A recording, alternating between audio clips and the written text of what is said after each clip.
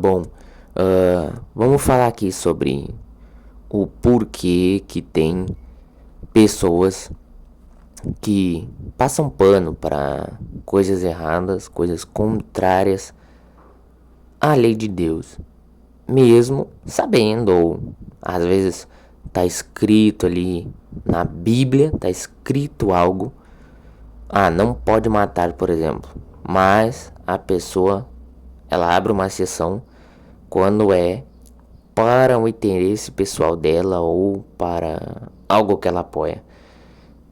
Vamos dar um exemplo, né? O político Nicolás Maduro da Venezuela, ele foi capturado pelos Estados Unidos. E beleza. Qualquer pessoa que não tenha um fanatismo por algo, ela vai entender que essa prisão ela foi benéfica, simplesmente porque milhares de pessoas estavam sofrendo com aquilo. Uma pessoa foi pega e agora a tendência, né, é que melhore. Essa é a tendência. As pessoas comemorando e tudo mais. E aquele cara lá fazia crimes. Ele fez as pessoas passarem fome através da inflação, não deixava as pessoas sair do país, limitava o uso do dólar, tráfico de drogas, que é o principal. Tem alguns políticos aí que financiam ditaduras que matam pessoas pelo mundo por pensar diferente, por ser cristão ou sei lá, qualquer outra coisa, que seja de bem de preferência.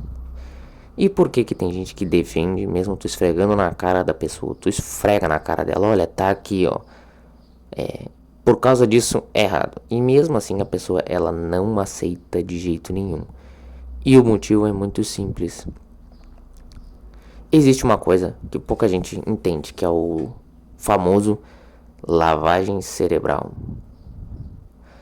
E como que se lava a mente de uma pessoa?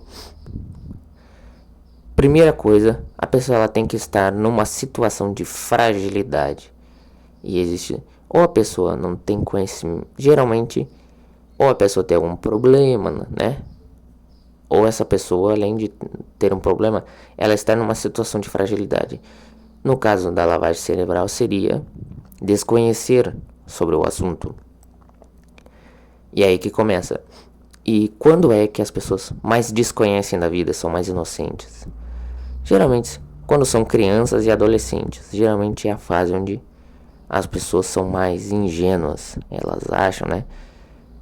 Quando criança não tem noção, por exemplo, que se tiver uma faixa cheia de carro passando, uma rua, e ela ir pra lá, ela pode ser atropelada. Ela não entende. A mãe tem que segurar a criança. Exemplo, né? Ela não entende que o carro é perigoso. Simplesmente porque ela nunca foi atropelada ou nunca viu ninguém sendo atropelado. Não tem noção.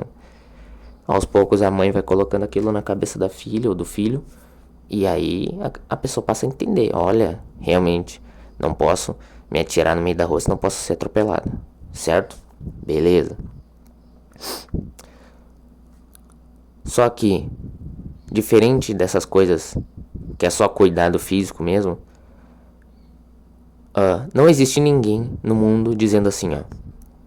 Antes da criança entender que o carro é perigoso, dizendo assim, ó, não vai, pule na frente, você não vai acontecer nada.